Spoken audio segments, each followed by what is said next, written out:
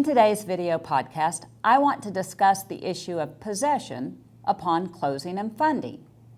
Last week, we had a buyer who wanted possession as the contract called for, at closing and funding. The buyer and seller had scheduled to close in the morning on the closing date. However, the sellers were not going to be out of the house until the end of the day. The buyer complained.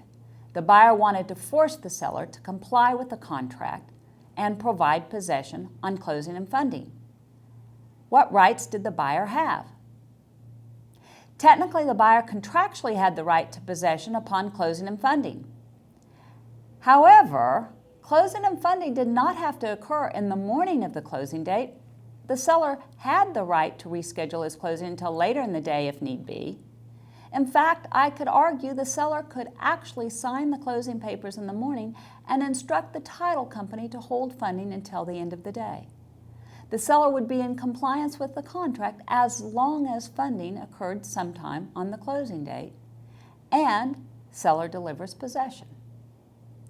Today, I had a cash buyer who instructed the title company to hold funding until seller delivered possession at the end of the day. The seller complained. Again, I explained the buyer had the right to close and fund any time on the closing date.